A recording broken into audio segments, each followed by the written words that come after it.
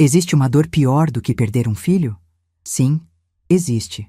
É ouvir sua filha dizer que você já morreu, enquanto você ainda respira. Meu nome é Marlene Santos Ferreira. Tenho 67 anos. E essa história que vou contar agora é a história do dia em que minha própria filha me matou com palavras, sem saber que eu estava ouvindo cada uma delas. Sei que parece forte demais. Sei que você pode estar pensando que estou exagerando, que mãe sempre dramatiza, que talvez eu tenha entendido errado. Mas eu preciso que você entenda uma coisa antes de continuar. Eu passei 34 anos da minha vida criando essa menina. Dei tudo o que tinha. Abri mão de sonhos, de descanso, de vaidade. Costurei madrugadas inteiras para pagar a escola dela. Fiquei sem comer para que ela não faltasse nada. E naquela noite, parada do lado de fora da porta do apartamento dela, ouvi minha filha dizer para o namorado rico que eu estava morta. Não doente, não distante, não pobre, morta. E depois riu. Mas deixa eu voltar um pouco, porque essa história merece ser contada do jeito certo. Você precisa entender quem eu sou, de onde eu vim e o que me levou até aquela porta naquela noite de quinta-feira. Sou viúva há 8 anos. Meu marido Geraldo partiu de uma condição no coração que o levou em poucos dias, sem aviso, sem despedida longa. Um dia, ele estava sentado na varanda tomando café comigo, no outro estava numa cama de hospital. E 3 dias depois, eu estava vestida de preto num cemitério de Sorocaba, jogando terra no caixão do homem com quem dividi 38 anos da minha vida. Geraldo era caminhoneiro. Passava semanas na estrada, cruzando o país de ponta a ponta, enquanto eu ficava em casa criando nossa filha Patrícia. Ela era tudo pra gente. Filha única, desejada, planejada. Eu tinha 33 anos quando ela nasceu, depois de anos tentando. Quando o médico colocou ela nos meus braços naquela maternidade pública, eu jurei para mim mesma que ia dar tudo o que eu não tive. Que ela nunca ia passar necessidade. Que ela ia ter uma vida melhor que a minha. E eu cumpri. Durante 34 anos, eu cumpri. Trabalhei como costureira desde os 15 anos. Aprendi com minha mãe, que aprendeu com minha avó. Mãos que nunca descansaram. Olhos que ficaram cansados de tanto enfiar linha em agulha debaixo de luz fraca. Mas cada vestido de festa que eu costurava, cada bainha que eu fazia, cada remendo em roupa de vizinho, era dinheiro para colocar comida na mesa e pagar a escola particular da Patrícia. Sim, escola particular. Porque eu queria que minha filha tivesse o melhor. Geraldo concordava. A gente abria mão de tudo, mas a escola dela era sagrada. Eu lembro de um ano em que não comprei uma roupa nova para mim durante 12 meses. 12 meses usando as mesmas 3 blusas, os mesmos 2 vestidos. Mas a Patrícia tinha uniforme novo, material novo, mochila da moda. Ela nunca soube disso. Nunca perguntou. Talvez achasse que as coisas simplesmente apareciam, que o dinheiro nascia em árvore, que mãe não tem necessidades. E eu também nunca falei. Porque mãe não fala. Mãe só faz. Depois que Geraldo partiu, as coisas mudaram aos poucos. Patrícia já tinha 26 anos na época. Trabalhava numa empresa grande em Campinas. Morava sozinha num apartamento alugado. Ela veio pro enterro, ficou comigo uma semana e depois voltou para a vida dela. Normal. Eu entendi. Filha adulta tem a própria vida. Mas o que eu não esperava era o silêncio que veio depois. No primeiro ano, ela ligava toda semana. No segundo ano, a cada 15 dias. No terceiro ano, uma vez por mês, às vezes menos. As visitas, que já eram raras, foram ficando ainda mais escassas. Natal, Dia das Mães, meu aniversário, às vezes ela aparecia, às vezes mandava uma mensagem rápida no celular e pronto. Eu tentava não cobrar, não pressionar. Achava que era fase, que ia passar, que uma hora ela ia sentir falta da mãe. Foi quando ela conheceu Rafael. Eu soube dele por acaso, numa ligação rápida em que ela deixou escapar que estava namorando. Perguntei quem era, como tinha conhecido, se era boa pessoa. Ela desconversou, disse que depois me contava que estava com pressa. Essa conversa nunca aconteceu. O que eu descobri sobre Rafael foi pela internet, fuçando as redes sociais da minha filha como uma mãe desesperada que quer saber da vida da própria filha. Ele era bonito, mais velho que ela, empresário do ramo de construção, filho de uma família tradicional de Campinas. Fotos em restaurantes caros, viagens para fora do país, carros importados. Um mundo completamente diferente do meu. E foi aí que eu comecei a perceber a mudança na Patrícia. Ela, que já ligava pouco, passou a ligar menos ainda. Quando ligava, parecia ter pressa de desligar. Nunca mais me convidou para ir a Campinas visitar ela. Nunca mais falou em me apresentar para o namorado. Quando eu perguntava sobre o Rafael, ela mudava de assunto. Quando eu sugeria um almoço de domingo na minha casa, ela sempre tinha um compromisso. Eu comecei a sentir que estava sendo apagada. Não era só distância física. Era como se eu estivesse sumindo da vida dela. Devagar, sem fazer barulho, como um móvel velho que a gente empurra para o canto da sala até esquecer que existe. Mas eu me recusei a acreditar no pior. Minha filha não faria isso comigo. A Patrícia que eu criei, que eu ninei, que eu ensinei a andar, a falar, a ser gente, essa Patrícia não ia me tratar como um estorvo. Eu era a mãe dela. Isso tinha que significar alguma coisa. 6 meses atrás, eu descobri pelas redes sociais que minha filha estava noiva. Noiva. 6 meses de noivado. E eu não sabia. Tinha foto do anel. Foto da festa de noivado. Foto dela abraçada com a família do Rafael. Uma senhora elegante que eu descobri depois ser a mãe dele, Dona Beatriz, e um senhor de cabelos grisalhos, o pai. Tinha foto dos amigos, dos colegas de trabalho, de gente que eu nunca tinha visto na vida. Mas não tinha foto minha. Não tinha menção a mim. Era como se eu não existisse. Eu chorei a noite inteira naquele dia.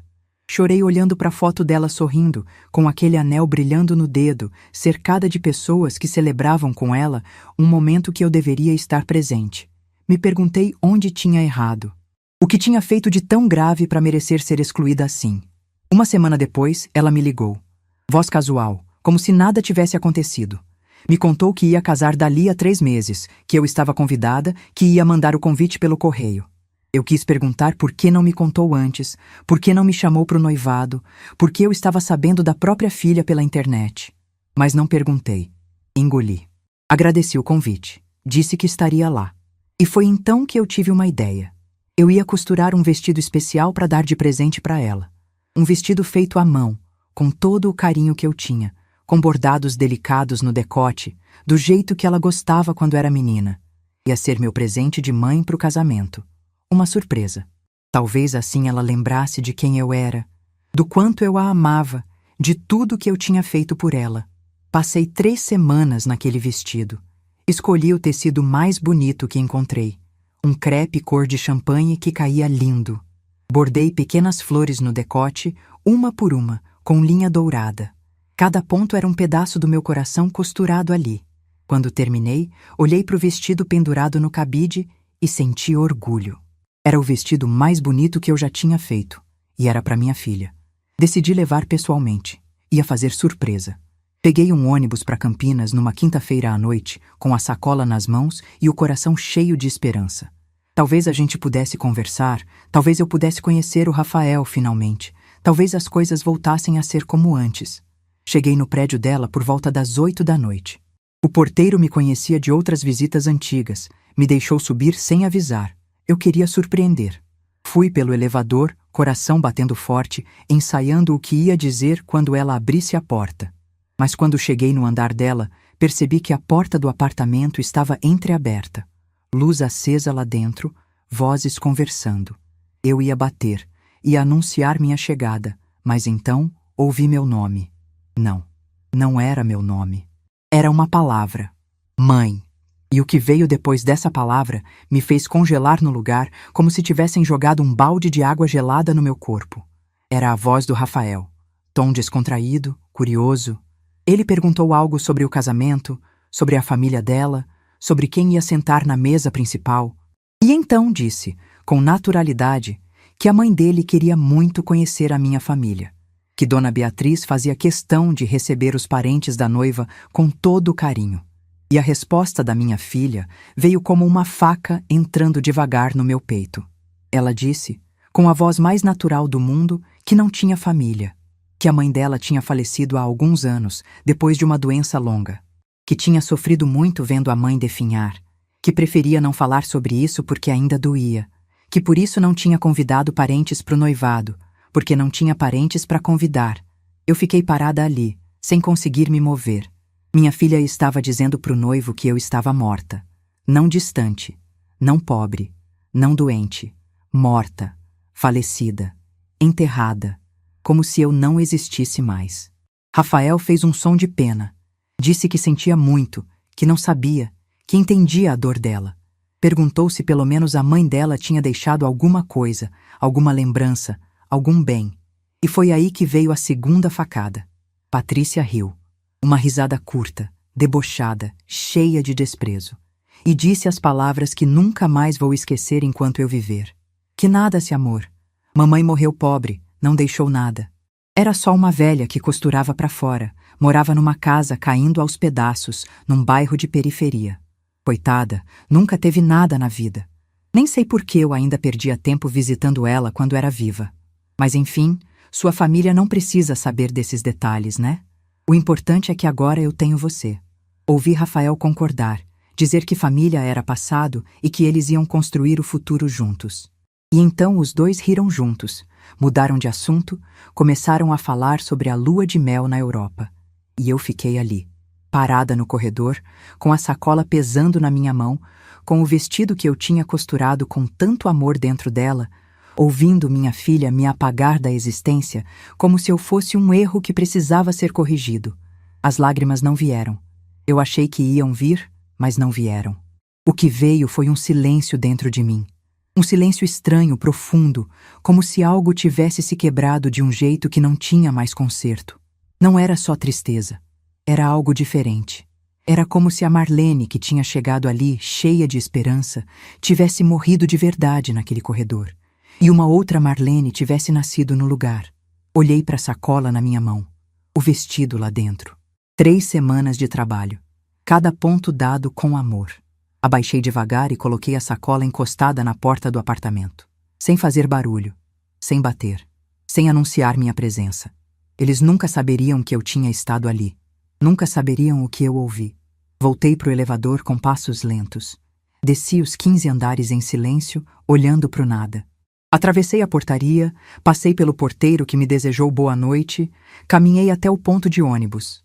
E foi ali, sentada naquele banco de plástico, esperando o ônibus que ia me levar de volta para Sorocaba, que eu finalmente sorri. Um sorriso estranho. Triste, mas não só triste. Era um sorriso de quem tinha acabado de entender uma coisa importante. Minha filha me matou porque achava que eu era um peso. Me enterrou porque tinha vergonha da minha simplicidade. Riu de mim porque pensava que eu era uma velha miserável que não tinha nada a oferecer. Mas ela estava errada. Ela não sabia, nunca soube, que a mãe pobre, que ela tanto desprezava, guardava um segredo. Um segredo que Geraldo me deixou antes de partir. Um segredo que eu carreguei sozinha durante 8 anos, esperando o momento certo. E ali, naquele ponto de ônibus, debaixo da luz amarelada do poste, eu decidi que o momento certo tinha chegado.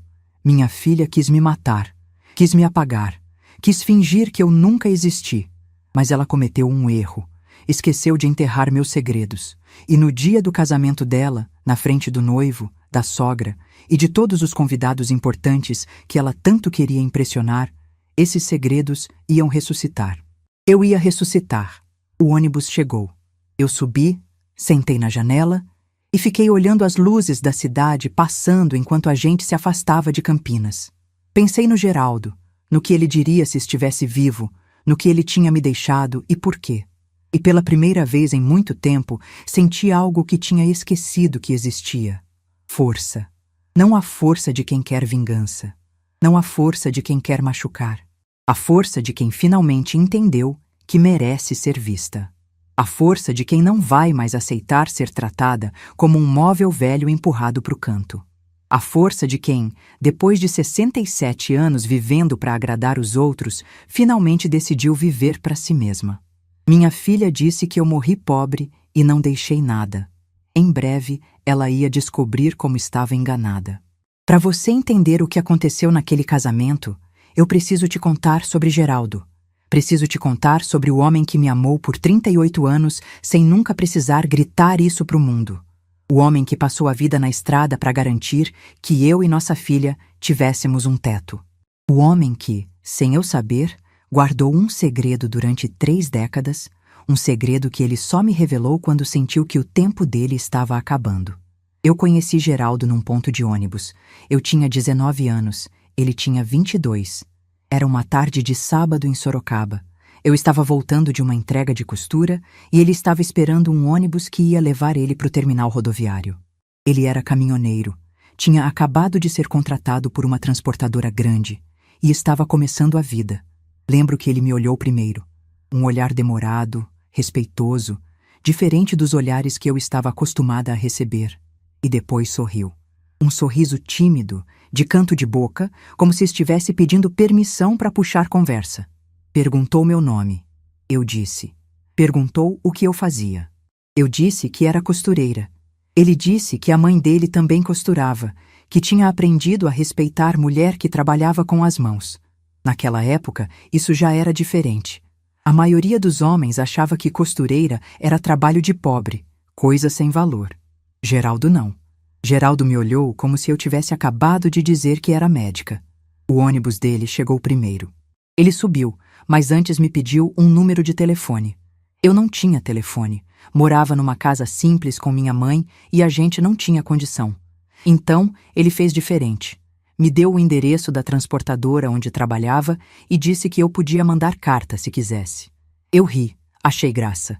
Quem manda carta para caminhoneiro que vive na estrada? Mas mandei. Mandei uma carta uma semana depois, sem esperar resposta. E 3 semanas depois, chegou uma carta dele, escrita à mão, num papel de caderno, com a letra toda torta de quem aprendeu a escrever tarde. Ele me contava das estradas, das cidades que conhecia, do silêncio da cabine do caminhão durante a madrugada. E no final, ele perguntava se eu aceitaria tomar um café com ele quando ele voltasse para Sorocaba. Eu aceitei. Esse café virou 2, depois 3, depois um namoro que durou 2 anos.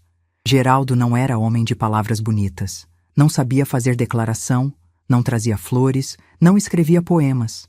Mas ele aparecia. Sempre que voltava de viagem, a primeira coisa que fazia era bater na porta da minha casa. Às vezes chegava de madrugada, mas esperava amanhecer sentado na calçada só para me ver antes de ir descansar.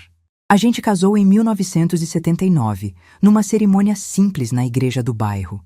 Minha mãe costurou meu vestido de noiva. Geraldo usou um terno emprestado do irmão. A festa foi na casa de uma tia, com bolo feito em casa e refrigerante comprado na promoção. Não tinha fotógrafo profissional, não tinha buffet, não tinha nada do que a Patrícia teve no casamento dela. Mas tinha uma coisa que eu duvido que ela tenha sentido. Tinha amor de verdade. Eu e Geraldo fomos casados por 38 anos.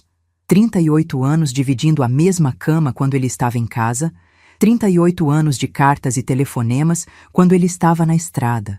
38 anos construindo uma vida tijolo por tijolo, sacrifício por sacrifício. A Patrícia nasceu 12 anos depois do casamento.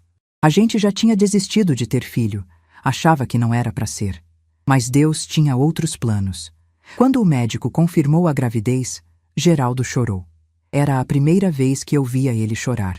Um homem daquele tamanho, que passava a vida dirigindo caminhão por estradas perigosas, chorando de alegria por causa de um bebê. Ele prometeu naquele dia que ia dar tudo para nossa filha. E eu prometi a mesma coisa. A gente cumpriu. Durante 34 anos, a gente cumpriu. Geraldo pegava as piores rotas, as viagens mais longas, os fretes mais cansativos, porque pagavam melhor. Eu costurava de dia e de noite, aceitava qualquer encomenda, fazia milagre com linha e agulha. O dinheiro que sobrava ia tudo para Patrícia. Escola particular, inglês, informática, tudo que a gente não teve. Mas aqui é onde a história toma um rumo que nem eu esperava. Porque enquanto eu achava que a gente estava só sobrevivendo, Geraldo estava construindo algo em silêncio. Foi numa noite de abril, há 10 anos, que ele me contou. A Patrícia já estava morando sozinha em Campinas fazia tempo.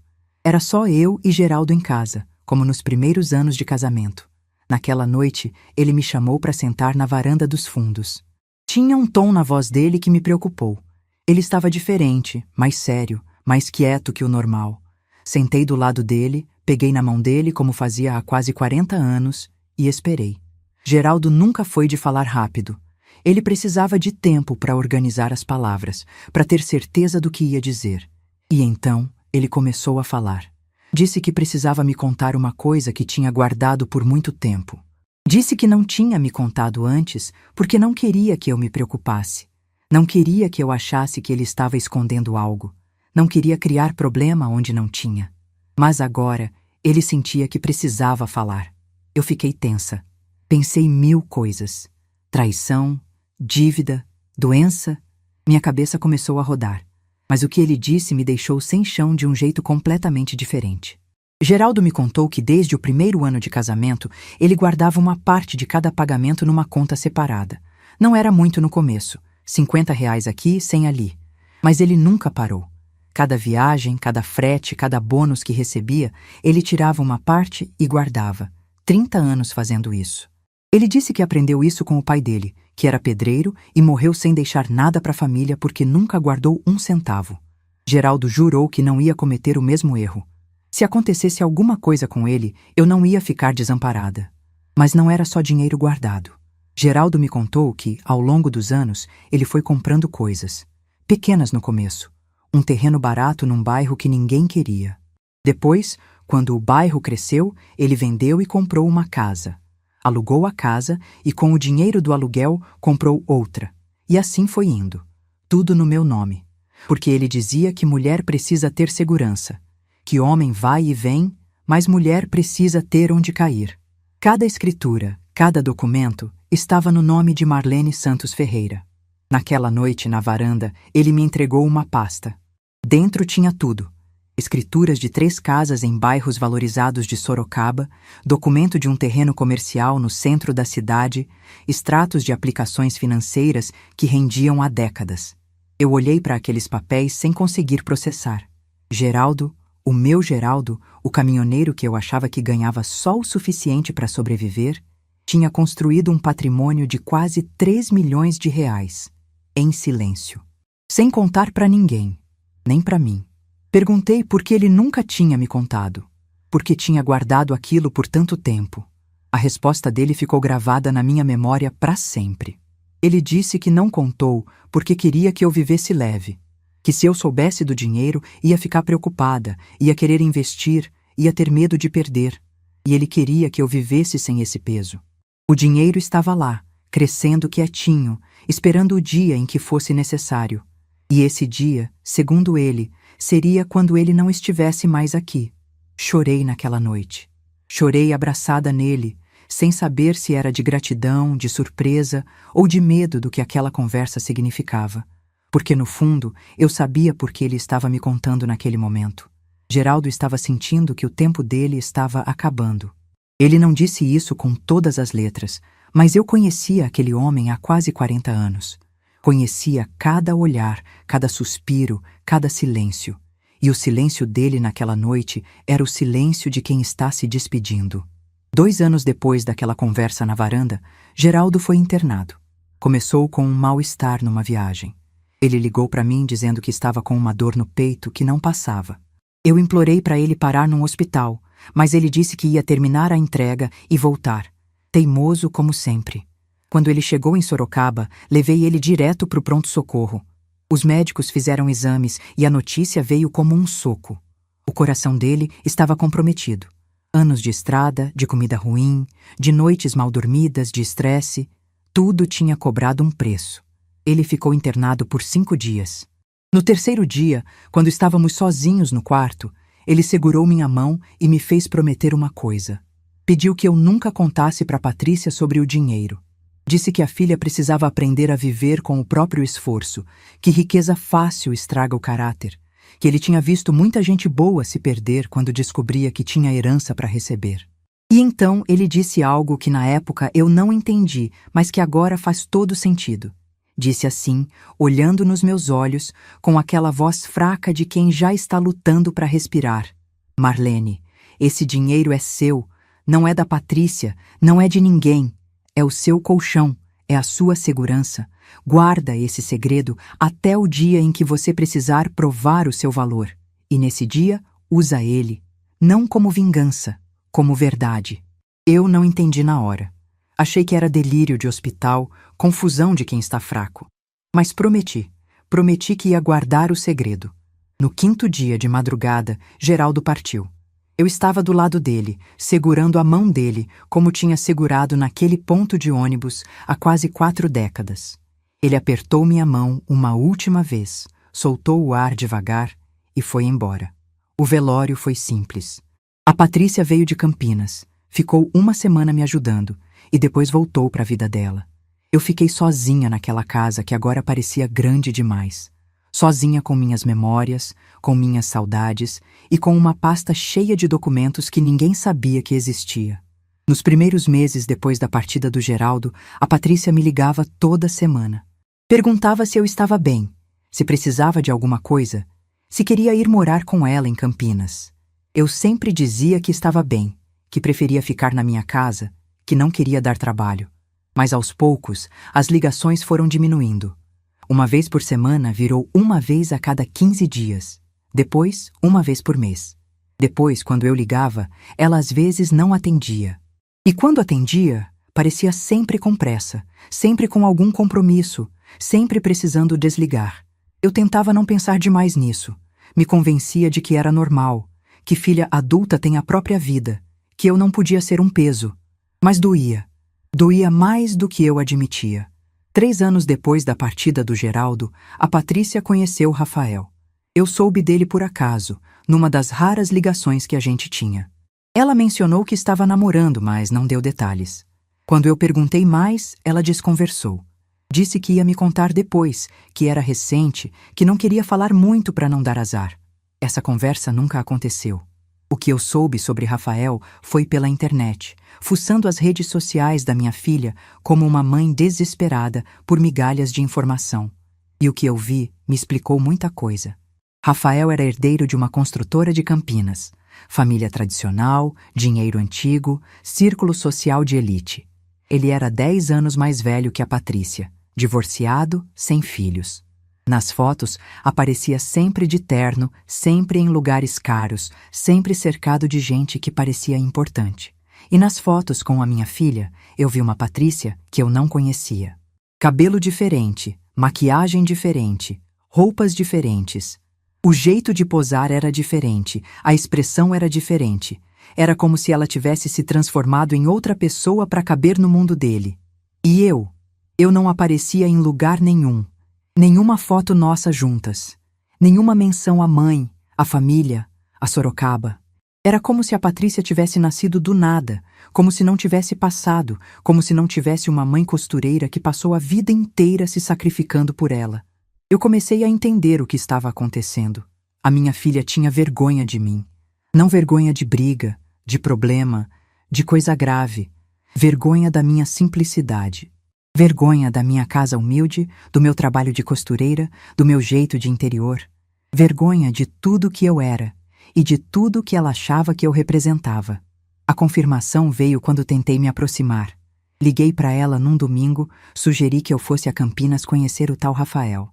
Ela gaguejou, inventou desculpas, disse que não era um bom momento. Perguntei quando seria um bom momento. Ela disse que ia ver. Essa resposta nunca veio. Tentei de novo, semanas depois. Ofereci para fazer um almoço aqui em casa. Disse que ia preparar o frango assado que ela amava quando era criança. Ela disse que ia tentar, mas que não prometia. Não veio. A cada tentativa minha, uma desculpa dela. A cada porta que eu abria, ela fechava. Até que eu parei de tentar. E foi nessa época que eu comecei a perceber que não era só vergonha. Era apagamento. Minha filha não estava só me escondendo. Ela estava me eliminando, construindo uma vida nova onde eu simplesmente não existia. E eu, trouxa, ficava aqui em Sorocaba esperando uma ligação que vinha cada vez menos, um convite que nunca chegava, um carinho que tinha se tornado memória. O golpe final veio 6 meses antes do casamento. Eu estava navegando pelas redes sociais como fazia toda noite antes de dormir. Era o único jeito de saber da vida da minha própria filha, quando vi uma foto que me tirou o sono. Era uma foto da Patrícia sorrindo, com um anel de diamante no dedo. A legenda dizia: 6 meses de noivado e contando. Ansiosa para o grande dia com o amor da minha vida. 6 meses. Minha filha estava noiva há 6 meses e não tinha me contado. Eu tinha ligado para ela pelo menos 3 vezes nesses 6 meses. Em nenhuma dessas ligações ela mencionou noivado, casamento, nada. Conversamos sobre tempo, sobre trabalho, sobre bobagens. Mas a coisa mais importante da vida dela, ela escondeu. Fiquei acordada a noite inteira com o celular na mão, olhando para aquela foto. Olhando para o sorriso da minha filha, para o anel brilhando, para os comentários de parabéns de gente que eu não conhecia, e me perguntando onde eu tinha errado, o que eu tinha feito de tão errado para merecer ser tratada assim. No dia seguinte, ela me ligou. Voz casual, como se nada tivesse acontecido. Disse que tinha uma novidade. Ia casar dali a 3 meses, que eu estava convidada, que ia mandar o convite pelo correio. Eu quis gritar, quis perguntar por que só estava sabendo agora. Quis chorar de raiva, de decepção, de dor, mas não fiz nada disso. Agradeci. Disse que estava feliz por ela. Desejei felicidades e desliguei. E naquele momento, olhando para o telefone na minha mão, eu entendi uma coisa que o Geraldo tinha me dito anos antes. Ele disse para eu guardar o segredo até o dia em que eu precisasse provar o meu valor. E pela primeira vez, eu comecei a imaginar que dia seria esse. Minha filha tinha me apagado da vida dela. Tinha vergonha de onde veio. Me escondia como se eu fosse um segredo sujo. Mas o que ela não sabia é que a mãe pobre, que ela tanto desprezava, também tinha segredos. E esses segredos, um dia, iam vir à tona. Nos dias que se seguiram àquela noite, eu me tornei uma pessoa diferente. Por fora, nada mudou. Eu continuava acordando cedo, tomando meu café na cozinha silenciosa, costurando minhas encomendas, conversando com as vizinhas na calçada. Quem me visse diria que era a mesma Marlene de sempre. A viúva tranquila, a costureira dedicada, a mãe que esperava notícias da filha que morava longe. Mas por dentro, algo tinha se transformado de um jeito que eu não conseguia explicar. Era como se a Marlene que voltou de Campinas naquela noite fosse uma versão diferente da que tinha ido. A Marlene que foi estava cheia de esperança, de vontade de agradar, de necessidade de ser amada pela filha. A que voltou estava vazia dessas coisas, não vazia de tristeza, vazia de ilusão. E quando você perde a ilusão, você ganha clareza. Durante uma semana, eu não fiz nada. Deixei a poeira assentar. Deixei meu coração se acostumar com a dor nova que tinha se instalado ali.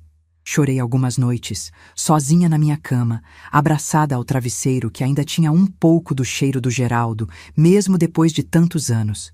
Mas eram lágrimas silenciosas, sem drama, sem desespero. Eram lágrimas de quem está processando, não de quem está desmoronando. Na segunda semana, a clareza começou a virar decisão. Eu pensei muito no que tinha ouvido. Não só nas palavras cruéis da Patrícia, mas no que estava por trás delas. Minha filha não tinha simplesmente dito que eu era pobre, que eu era simples, que ela tinha vergonha de mim. Ela tinha dito que eu estava morta. Tinha inventado uma história inteira. Doença longa, sofrimento, enterro. Tinha apagado minha existência de um jeito tão completo que o noivo nem sabia que ela tinha mãe viva. Por quê?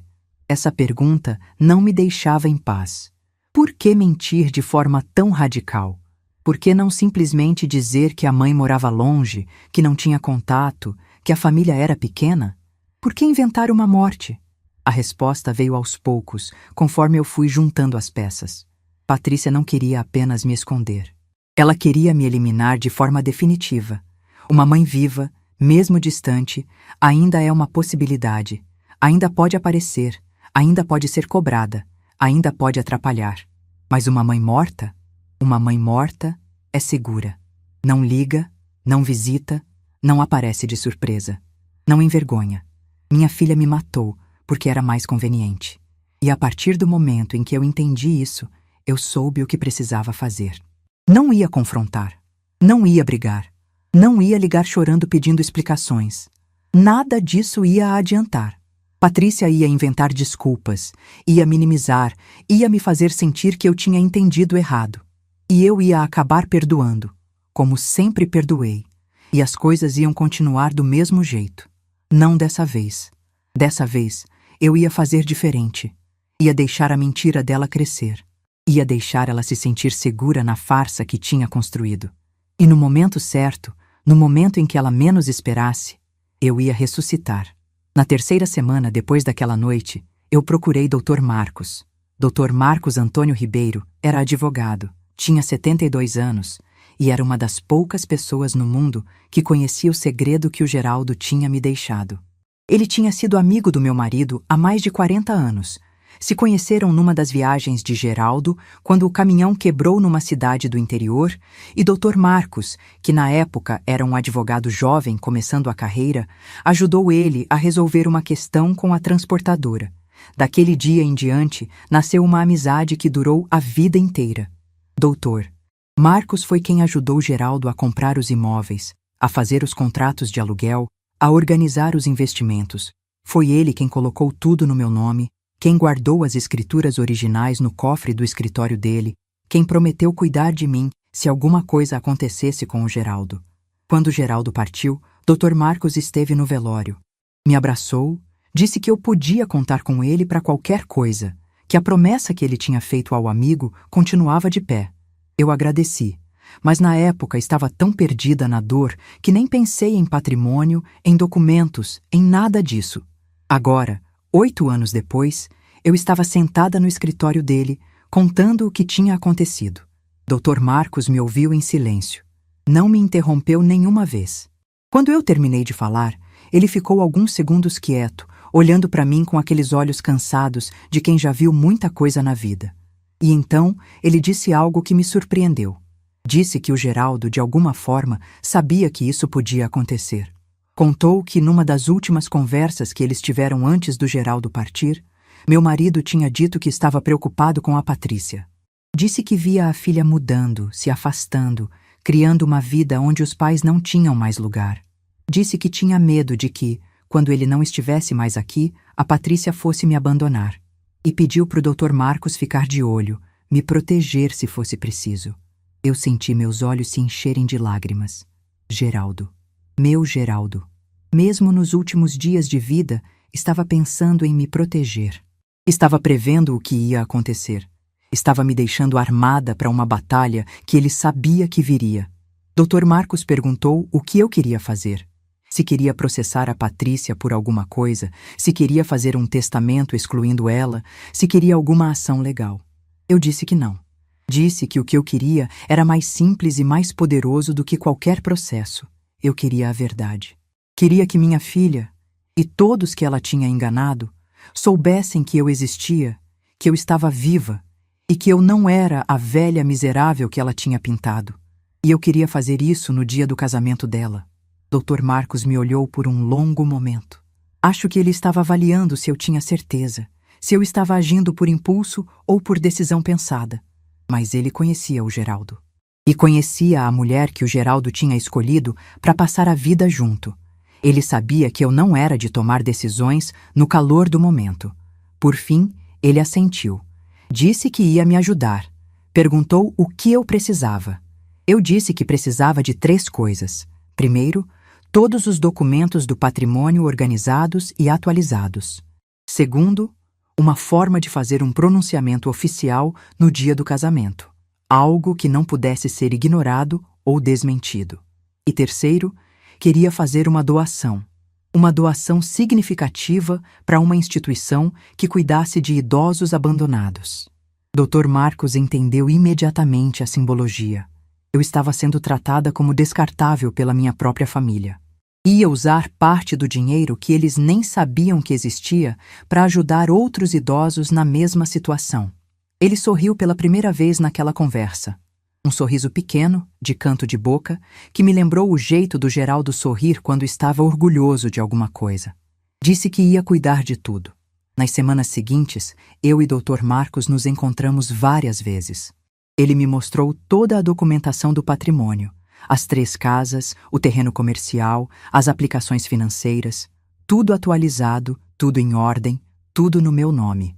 O valor total, com as valorizações dos últimos anos, tinha passado de 3 milhões de reais. 3 milhões. A velha que costurava para fora e morava numa casa caindo aos pedaços tinha 3 milhões de reais no nome dela. Doutor Marcos também me ajudou a pesquisar sobre a família do Rafael. E foi aí que eu descobri algo que mudou completamente o peso da situação. A mãe do Rafael, Dona Beatriz Campos Monteiro, era uma mulher conhecida em Campinas. Família tradicional, católica fervorosa, envolvida em obras de caridade. Ela era presidente de uma associação beneficente há mais de 20 anos, daquelas mulheres que valorizam honestidade e caráter acima de tudo. O tipo de pessoa que perdoa erro, mas não perdoa mentira. E foi Dona Beatriz quem aprovou o casamento do Rafael com a Patrícia. Segundo o que Dr. Marcos conseguiu descobrir por meio de conhecidos em comum, Dona Beatriz tinha ficado encantada com a história da Patrícia. A moça humilde que perdeu a mãe jovem, que se fez sozinha na vida, que superou dificuldades e construiu uma carreira. A sogra via nela uma mulher forte, batalhadora, digna de admiração. Pena que essa mulher não existia. Era uma personagem inventada por uma mentirosa que tinha vergonha da própria mãe. Quando eu soube disso, entendi a dimensão do que a Patrícia tinha feito. Ela não tinha só mentido para o namorado numa conversa casual. Ela tinha construído uma história falsa inteira, convencido uma família tradicional de que era alguém que não era, usado a morte da mãe como ferramenta para ganhar simpatia e aceitação. Minha filha não era só ingrata. Minha filha era uma fraude. E o castelo de mentiras que ela tinha construído estava prestes a desabar. O convite de casamento chegou pelo correio num sábado de manhã.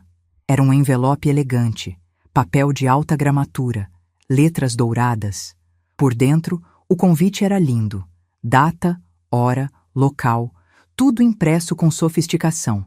Buffet Palácio, um dos lugares mais caros de Campinas. 300 convidados. Cerimônia às 18 horas, recepção em seguida. Mas o que me chamou a atenção foi o cartão que veio junto. Um cartão pequeno, escrito à mão pela Patrícia. Dizia assim: Mãe, você está na mesa 14. É uma mesa mais reservada, no fundo do salão. Achei melhor assim para você não se sentir desconfortável com tanta gente que não conhece. Beijos. Mesa 14, no fundo do salão, longe de todo mundo. Ela não estava me convidando para o casamento. Estava me escondendo no casamento. Me perguntei se ela ia me apresentar como parente distante, como vizinha antiga, como qualquer coisa menos a mãe dela. Provavelmente ia. A essa altura, eu já nem me surpreendia mais. Liguei para o Dr. Marcos e contei sobre o convite. Ele perguntou se eu ainda queria ir em frente com o plano. Eu disse que sim, mais do que nunca. Ele disse que estava tudo pronto da parte dele. Só precisava da minha confirmação final. Eu confirmei.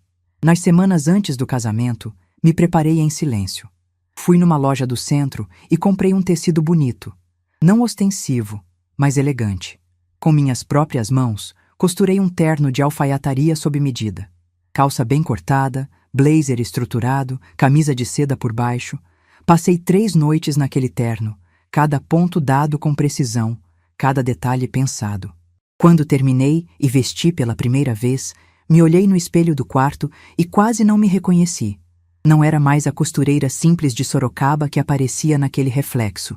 Era uma mulher elegante, bem vestida, com uma postura que eu tinha esquecido que possuía. Era a Marlene que existia antes de passar a vida inteira se apagando para fazer os outros brilharem. Marquei horário num salão de beleza do centro. Cortei o cabelo, fiz as unhas, arrumei a sobrancelha. Pequenos cuidados que eu tinha deixado de lado há anos porque achava que não merecia, que era desperdício de dinheiro, que ninguém ia reparar mesmo. Mas agora, alguém ia reparar. Todos iam reparar. Na véspera do casamento, Dr. Marcos me ligou para confirmar os últimos detalhes. Ele ia chegar no buffet por volta das 19 horas, 1 hora depois do início da cerimônia.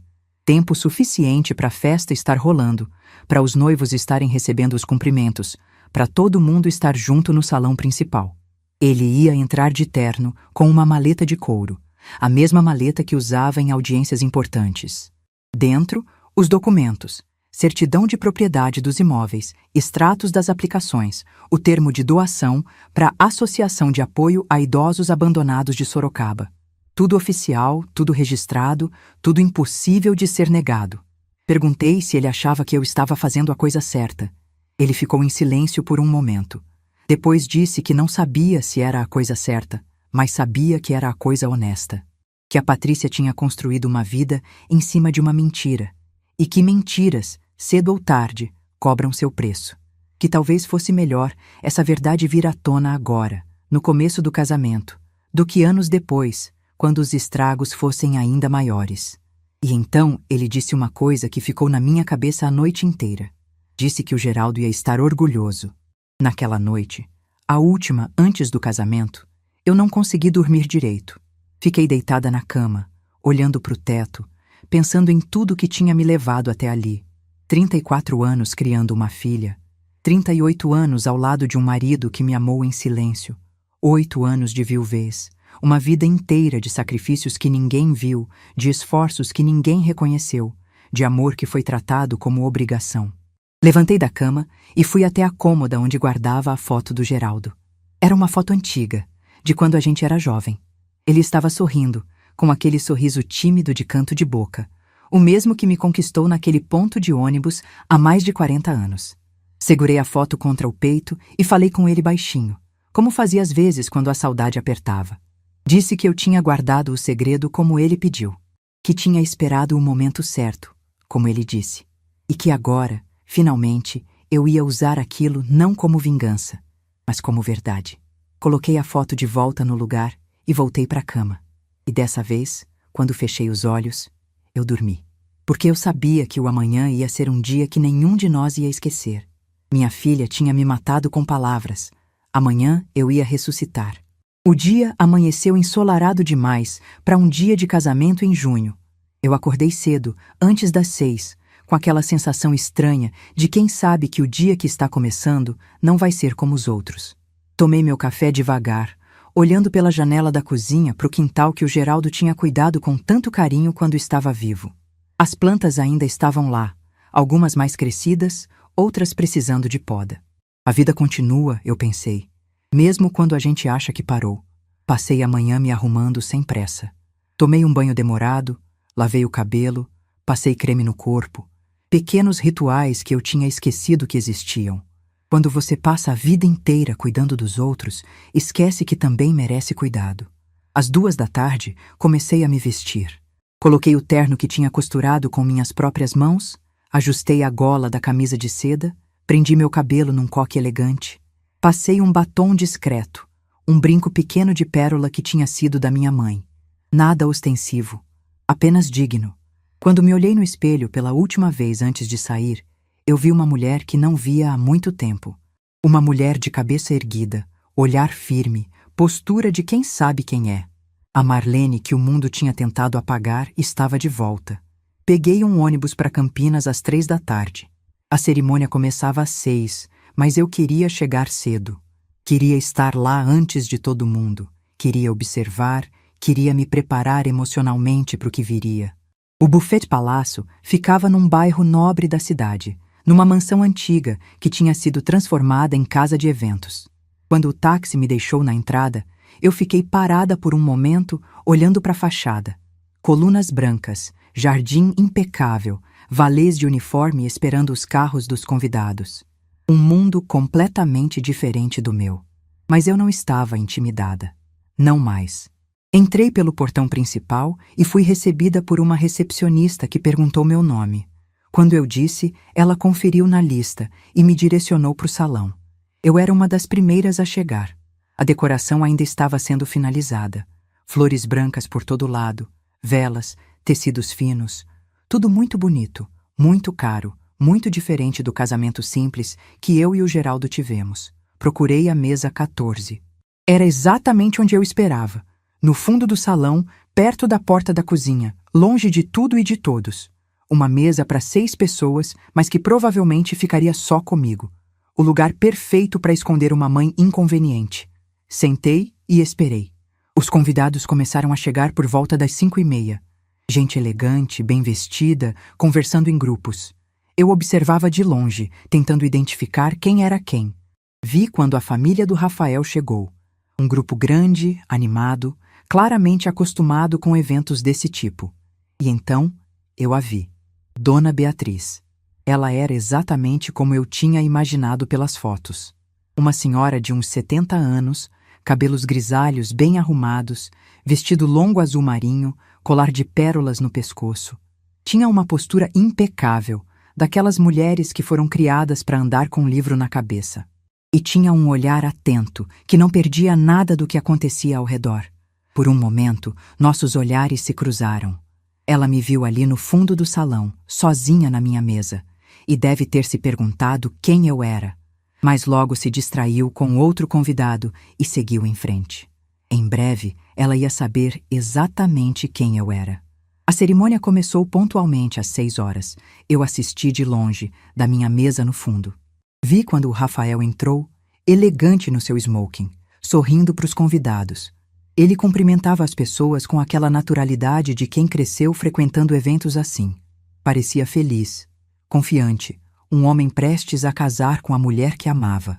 Um homem que não fazia ideia de que estava casando com uma mentirosa. A música começou a tocar, aquela marcha nupcial clássica que todo mundo conhece, e todos se levantaram. Eu também me levantei, mais por reflexo do que por vontade. E então vi quando minha filha apareceu na entrada do salão, deslumbrante num vestido branco de renda, com um véu longo que arrastava no chão. Ela estava linda. Eu não podia negar isso. Por um segundo, só por um segundo, eu senti meu coração apertar de uma forma diferente. Era minha filha ali, a menina que eu tinha carregado na barriga, que eu tinha ninado, que eu tinha ensinado a andar. E ela estava se casando. Mas então eu lembrei. Lembrei das palavras que ela disse. Lembrei da risada de deboche. Lembrei que para ela eu estava morta. E o aperto no coração se transformou em outra coisa. Em determinação. A cerimônia foi bonita, eu admito. O celebrante falou sobre amor, sobre parceria, sobre construir uma vida juntos. Os noivos trocaram votos emocionados, alianças brilhantes, um beijo que arrancou aplausos de todos os presentes. Todos menos eu. Eu não aplaudi. Fiquei sentada, em silêncio, esperando.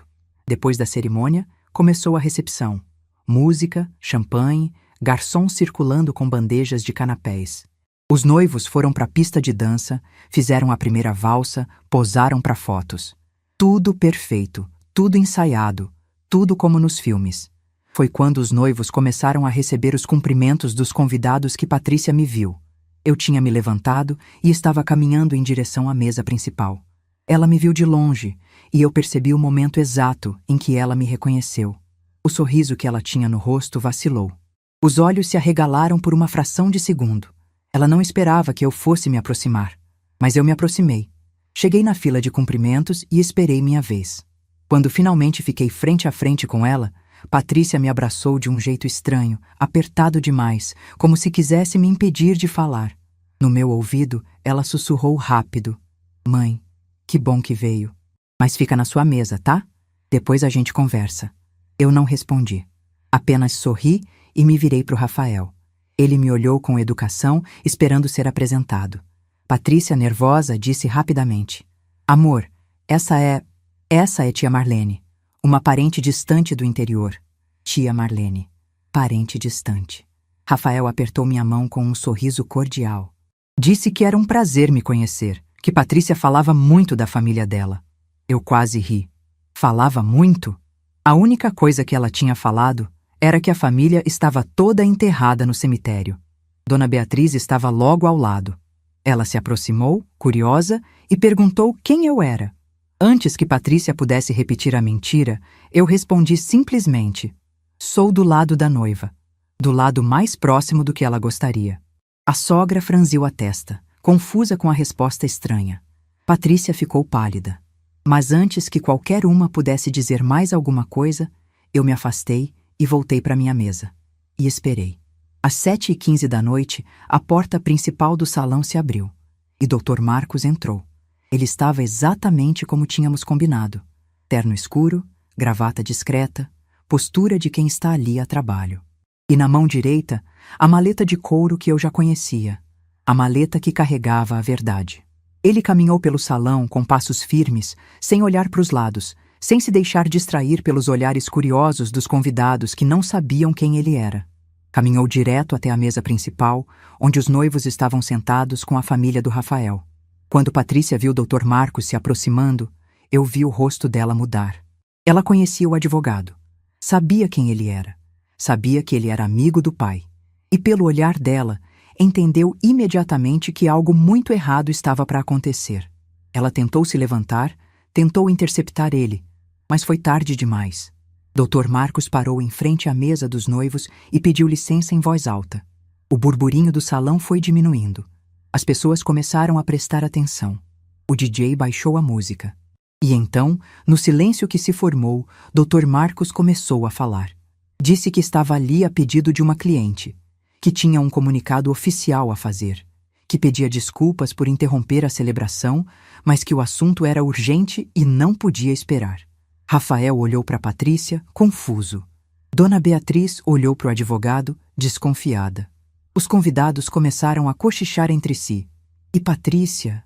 Patrícia parecia que ia desmaiar. Dr. Marcos abriu a maleta. De dentro, tirou uma pasta de documentos. E começou a ler. Disse que sua cliente era a senhora Marlene Santos Ferreira.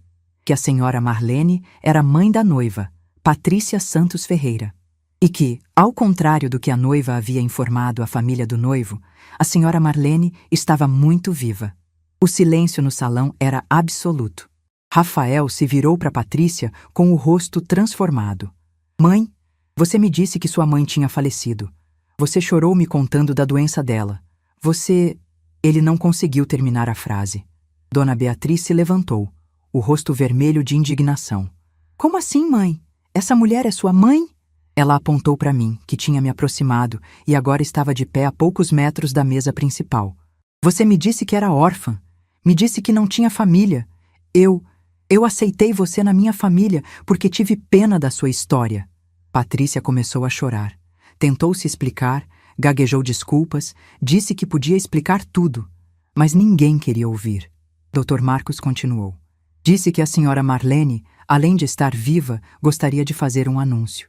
Que estava doando a quantia de R$500 mil para a Associação de Apoio a Idosos Abandonados de Sorocaba. Uma instituição que cuida de idosos que foram descartados pelas próprias famílias. Os cochichos aumentaram. R$500 mil? A mãe da noiva tinha esse dinheiro? E então veio o golpe final. Dr. Marcos fez uma pausa dramática. O salão inteiro estava preso em cada palavra dele. Até os garçons tinham parado de circular, segurando bandejas no ar como estátuas. Ele explicou que a senhora Marlene era proprietária de 3 imóveis na cidade de Sorocaba, um terreno comercial no centro e aplicações financeiras que somavam um patrimônio total de aproximadamente R$3 milhões. Tudo documentado, tudo em nome dela, tudo construído ao longo de décadas pelo falecido marido Geraldo, que em vida quis garantir que a esposa nunca passasse necessidade. Ele fez uma pausa, deixando a informação assentar, e então disse, olhando diretamente para Patrícia. A senhora que a noiva chamou de velha pobre, que morreu sem deixar nada, é, na verdade, uma das pessoas mais abastadas desta sala. O salão explodiu em murmúrios. Rafael se afastou de Patrícia visivelmente abalado. Ele olhava para ela como se estivesse vendo uma estranha. Todo o amor, toda a admiração que ele sentia tinham se transformado em outra coisa. Desconfiança, decepção, talvez nojo. Dona Beatriz estava tremendo de raiva. Ela se aproximou de Patrícia e disse, com uma voz controlada que era mais assustadora do que qualquer grito: Você mentiu. Mentiu sobre a própria mãe. Inventou uma morte, inventou uma história, usou uma tragédia falsa para ganhar a simpatia da minha família. Que tipo de pessoa faz isso? Patrícia soluçava, tentando falar entre lágrimas. Eu posso explicar. Vocês não entendem. Eu só queria... Queria o quê? Dona Beatriz interrompeu. Queria esconder que sua mãe era costureira? Queria fingir que veio de lugar nenhum? Queria que tivéssemos pena de você? A sogra balançou a cabeça enojada. Eu não tenho nojo de gente pobre, Patrícia. Tenho nojo de gente mentirosa. Foi nesse momento que eu me aproximei. Caminhei devagar até onde minha filha estava. Ela me olhou com os olhos vermelhos de choro, com o rímel escorrendo pelo rosto, com o vestido de noiva que agora parecia um figurino de uma farsa desmascarada. Mãe, ela sussurrou. Mãe, me perdoa. Eu não queria. Eu segurei o rosto dela entre minhas mãos. Com carinho, com a mesma delicadeza com que segurava quando ela era bebê e acordava chorando de madrugada. E falei baixo, só para ela ouvir. Eu te amo, filha. Sempre amei. Desde o primeiro dia que você nasceu até esse momento aqui. Isso nunca vai mudar. Ela começou a chorar mais forte, agarrando minhas mãos. Mas eu continuei. Mas você não me matou porque eu era pobre, Patrícia. Você me matou porque tinha vergonha de mim. Vergonha de onde veio. Vergonha da mulher que passou a vida inteira se sacrificando por você. Ela soluçou mais alto. E isso, filha? Né? Isso dói mais do que qualquer pobreza. Mais do que qualquer miséria. Porque miséria a gente supera. Mas desprezo de quem a gente ama, isso deixa uma marca que não sai. Soltei o rosto dela devagar. Dei um passo para trás. Eu não vim aqui para destruir seu casamento. Vim para te dar uma chance de recomeçar com verdade. O que você faz com essa chance é decisão sua. Me virei e comecei a caminhar em direção à saída. O salão inteiro estava em silêncio assistindo. 300 pessoas que tinham vindo para uma festa de casamento e estavam presenciando algo completamente diferente. O fim de uma mentira. O início de uma verdade. Antes de sair, passei por Dona Beatriz. Ela me olhou com uma expressão que eu não esperava. Não era julgamento. Era algo parecido com respeito. A senhora tem muita dignidade, ela disse baixo. Me perdoe por não ter conhecido a senhora antes. Eu apenas assenti com a cabeça e continuei caminhando. Dr. Marcos me esperava na porta. Ele me ofereceu o braço como um cavalheiro de outros tempos. E juntos nós saímos daquele salão. Lá fora, o ar da noite estava fresco. As estrelas brilhavam num céu limpo de inverno.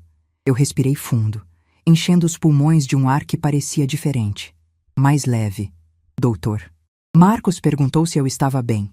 Eu disse que sim, que estava melhor do que tinha estado em muito tempo. Ele sorriu aquele sorriso de canto de boca que me lembrava o Geraldo, e disse que meu marido estaria muito orgulhoso. Eu olhei para o céu, procurando uma estrela específica. Não sei porquê. Talvez esperando que o Geraldo estivesse vendo de algum lugar. Eu sei que ele está, eu disse baixinho. Eu sei que ele está. Peguei um táxi de volta para a rodoviária. O motorista deve ter percebido que eu não queria conversa, porque ficou em silêncio durante todo o trajeto.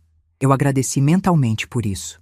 Precisava daquele silêncio para processar tudo o que tinha acontecido.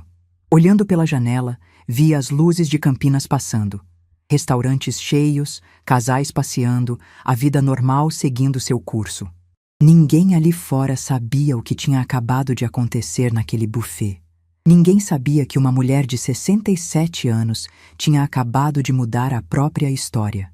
Pensei na Patrícia, no rosto dela quando a verdade foi revelada, no desespero dos olhos dela quando entendeu que a farsa tinha acabado. Parte de mim sentia pena. Era minha filha, afinal. A menina que eu tinha criado, que eu tinha amado incondicionalmente durante 34 anos. Mas outra parte de mim sabia que o que eu tinha feito era necessário. Não por vingança, por verdade. Mentiras são como ervas daninhas. Quanto mais tempo você deixa, mais elas crescem e sufocam tudo ao redor. A mentira da Patrícia já tinha crescido demais. Se eu não tivesse arrancado pela raiz naquela noite, ela ia continuar crescendo até destruir tudo. E enquanto a cidade de Campinas ia ficando para trás pela janela, eu não senti raiva, não senti triunfo, não senti vingança, senti paz. A paz de quem finalmente disse a verdade, a paz de quem finalmente foi vista, a paz de quem finalmente ressuscitou. 2 anos se passaram desde aquela noite. 2 anos desde que eu entrei num buffet de Campinas como uma tia distante e saí como uma mulher livre. 2 anos desde que a verdade veio à tona na frente de 300 pessoas. 2 anos desde que minha filha descobriu que a mãe que ela tinha enterrado em palavras estava mais viva do que nunca. Muita coisa mudou desde então. E hoje, sentada na varanda do meu apartamento no centro de Sorocaba, olhando para o movimento da praça lá embaixo, eu finalmente tenho clareza para contar o que aconteceu depois. O casamento da Patrícia não acabou naquela noite, mas alguma coisa nele morreu. Eu soube por Dr. Marcos, que ficou sabendo por conhecidos em comum, que a lua de mel foi um desastre. Rafael passou a viagem inteira em silêncio, processando o que tinha descoberto. Cada vez que olhava para Patrícia, via uma estranha. A mulher com quem ele tinha casado não existia. Era um personagem criado para impressionar, uma farsa construída sobre mentiras. Dona Beatriz, a sogra que tinha acolhido Patrícia como filha por pena da órfã coitada, nunca mais foi a mesma com ela. A relação que antes era de carinho se transformou em cordialidade fria. Cumprimentos educados, jantares de família onde ninguém falava o que realmente pensava. O tipo de convivência que machuca mais do que qualquer briga aberta. E Rafael? Bem, Rafael nunca mais confiou completamente na mulher com quem casou. Eu soube que eles discutiam com frequência nos primeiros meses. Ele perguntava se tinha mais alguma coisa que ela tinha escondido, se tinha outras mentiras que ele precisava saber. Patrícia chorava, jurava que não, implorava por perdão. Mas a semente da dúvida tinha sido plantada, e esse tipo de semente não morre fácil. Eu não senti prazer em saber dessas coisas. Pode parecer estranho, mas é verdade. Patrícia era minha filha. A mesma menina que eu tinha ninado, que eu tinha ensinado a andar, que eu tinha amado incondicionalmente por 34 anos. Ver ela sofrendo as consequências das próprias escolhas não me dava alegria, me dava tristeza. Uma tristeza diferente, misturada com alívio, mas tristeza mesmo assim. Porque eu sabia que aquele sofrimento era necessário. Às vezes, a gente precisa tocar o fundo do poço para aprender a nadar para cima. E Patrícia precisava entender que mentira tem preço. Um preço alto que ela ia pagar por muito tempo. 3 meses depois do casamento, ela me procurou. Eu estava em casa numa tarde de quarta-feira, quando a campainha tocou. Abri a porta e lá estava ela. Mais magra, mais pálida, com olheiras fundas de quem não dormia direito há semanas. Segurava uma sacola nas mãos. A mesma sacola que eu tinha deixado na porta do apartamento dela meses antes, com o vestido que eu tinha costurado. Ficamos nos olhando por um momento que pareceu durar uma eternidade.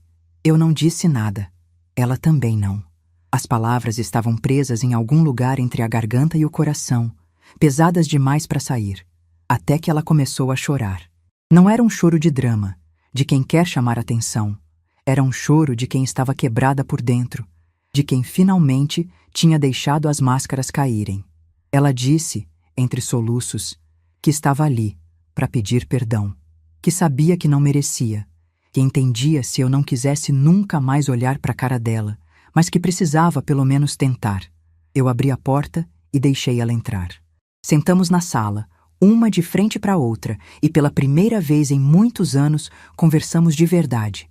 Sem máscaras, sem mentiras, sem fingimento. Patrícia me contou coisas que eu não sabia, sobre a pressão que ela sentia para ser alguém que não era, sobre o medo de não ser aceita pela família do Rafael, sobre a vergonha que ela tinha da própria origem. Ela disse que quando conheceu Rafael e viu o mundo dele, sentiu que não pertencia ali, que era uma impostora, uma intrusa que tinha entrado por engano num lugar que não era para ela. E ao invés de assumir quem era e deixar que ele decidisse se a aceitava ou não, ela inventou uma versão de si mesma que parecia mais adequada. Uma versão sem mãe costureira, sem casa simples, sem passado humilde. Eu escutei tudo em silêncio. E quando ela terminou, eu disse o que precisava ser dito. Disse que eu entendia a pressão que ela sentia, que eu sabia como o mundo podia ser cruel com quem não tinha berço de ouro, que eu mesma tinha passado a vida inteira me sentindo invisível, me diminuindo para caber em lugares que não me queriam, mas também disse que entender não era o mesmo que aceitar. Disse que ela tinha feito uma escolha, não uma escolha de impulso, de momento, uma escolha pensada, planejada, sustentada durante meses. Ela tinha olhado para o espelho e decidido que a mãe que a criou não era boa o suficiente. Tinha inventado uma história de doença e sofrimento para ganhar pena. Tinha me matado em palavras e rido depois. E isso, eu disse olhando nos olhos dela, não ia simplesmente desaparecer porque ela estava chorando e pedindo desculpas. Patrícia abaixou a cabeça. Disse que sabia, que não estava ali esperando que tudo voltasse a ser como antes, que só queria uma chance de provar que podia ser diferente, que tinha aprendido, que nunca mais ia me tratar daquele jeito. Eu respirei fundo e disse algo que veio do lugar mais honesto dentro de mim. Disse que eu a perdoava, que o perdão não era para ela, era para mim, porque carregar mágoa era pesado demais e eu já tinha carregado peso suficiente na vida. Mas também disse que perdoar não significava esquecer, e não significava que as coisas iam voltar a ser como eram, porque as coisas não podiam voltar a ser como eram. A Marlene que aceitava migalhas de afeto, que se contentava em ser invisível, que abaixava a cabeça e engolia desaforo, essa Marlene não existia mais. Tinha ficado para trás naquela porta de apartamento em Campinas, junto com o vestido que eu tinha costurado com tanto amor. O que eu ofereci para Patrícia foi algo diferente. Uma chance de construir uma relação nova, baseada em respeito, em verdade, em igualdade. Uma relação onde eu não era mais a mãe que servia e ela a filha que recebia. Uma relação entre duas mulheres adultas que escolhiam estar na vida uma da outra. Ela aceitou. E aos poucos, devagar, a gente foi reconstruindo. No começo era estranho. Visitas curtas, conversas cuidadosas, como duas pessoas se conhecendo pela primeira vez. Mas com o tempo, foi ficando mais natural. Patrícia começou a me visitar com mais frequência. Me contava sobre o trabalho, sobre os problemas com Rafael, sobre as dificuldades que estava enfrentando. E eu ouvia, não mais como a mãe que precisava resolver tudo, mas como alguém que estava ali para apoiar sem se anular. O casamento dela sobreviveu, mas transformado. Rafael nunca mais foi o mesmo com ela, e talvez isso tenha sido bom. O pedestal onde ele a tinha colocado desmoronou, e no lugar ficou algo mais real. Um casamento imperfeito entre duas pessoas imperfeitas, sem ilusões, sem personagens. Não sei se eles são felizes do jeito que sonhavam ser, mas pelo menos são verdadeiros. E eu finalmente comecei a viver. Com o dinheiro que o Geraldo me deixou, comprei esse apartamento no centro de Sorocaba. 2 quartos, sala ampla, varanda com vista para a praça, onde a gente costumava passear juntos quando era jovem. Cada cômodo decorado do meu jeito, cada móvel escolhido por mim, cada detalhe decidido sem precisar consultar ninguém. Viajei pela primeira vez na vida. Fui para Santos conhecer o mar. Eu, uma mulher de 67 anos, que nunca tinha visto o oceano de perto. Fiquei uma semana inteira acordando cedo para ver o nascer do sol na praia, caminhando na areia com os pés descalços, sentindo o vento salgado no rosto. Chorei no primeiro dia, de tanta emoção. Chorei porque estava realizando um sonho que tinha guardado numa gaveta há décadas, achando que não merecia. Na pousada onde fiquei, conheci outras mulheres da minha idade que também estavam viajando sozinhas. Cada uma com sua história, cada uma com suas cicatrizes. Dona Aparecida, de 73 anos, tinha sido abandonada pelos filhos num asilo e conseguiu sair de lá com a ajuda de uma assistente social. Dona Teresa, de 70, tinha passado 40 anos num casamento infeliz e só teve coragem de sair depois que ficou viúva. Nós 3 sentávamos na varanda da pousada toda a noite, tomando vinho barato e contando nossas histórias. Ríamos, chorávamos, nos abraçávamos. E eu percebi uma coisa importante. Eu não estava sozinha. Tinha um exército de mulheres invisíveis por esse mundo, mulheres que passaram a vida se apagando para os outros brilharem e que agora estavam finalmente aprendendo a existir. Depois vieram outras viagens. Campos do Jordão no inverno, Gramado no Natal, Ouro Preto na Semana Santa. Lugares que eu só conhecia de foto, de televisão, de histórias que os outros contavam. Agora eram lugares que eu tinha pisado, que eu tinha vivido, que faziam parte da minha própria história. A doação que eu fiz para a Associação de Idosos Abandonados não foi a última. Descobri que ajudar os outros me fazia bem de um jeito que eu não esperava. Comecei a fazer trabalho voluntário, a visitar asilos, a conversar com pessoas que tinham histórias parecidas com a minha. Velhos que foram esquecidos pela família, que passaram a vida se sacrificando e no fim ficaram sozinhos. Cada história que eu ouvia me lembrava de uma coisa importante. Eu tinha tido sorte. Sorte de ter um marido que pensou no meu futuro. Sorte de ter um advogado honesto que guardou meu segredo. Sorte de ter encontrado força para reagir quando muitos não conseguem. Nem todo mundo tem essa sorte. E por isso, eu decidi usar a minha para ajudar quem não teve. Hoje, aos 69 anos, eu olho para trás e vejo uma vida que valeu a pena. Não porque foi fácil. Foi tudo menos fácil. Não porque não teve dor de sobra. Mas porque, no final das contas, eu aprendi a coisa mais importante que uma pessoa pode aprender. O meu valor não depende de quem me enxerga. Durante anos, eu medi meu valor pelo amor que recebia dos outros. Se minha filha me tratava bem, eu me sentia valiosa. Se ela me ignorava, eu me sentia um nada. Minha autoestima era um espelho que refletia o que os outros projetavam em mim. Mas espelhos podem mentir. Pessoas podem mentir. O único lugar onde a verdade sobre quem eu sou realmente existe é dentro de mim. Minha filha disse que eu morri pobre e não deixei nada. Ela estava errada em tudo, menos em uma coisa. A mãe que ela conhecia realmente morreu naquele dia. Morreu parada do lado de fora de uma porta, segurando um vestido bordado à mão, ouvindo a própria filha rir dela.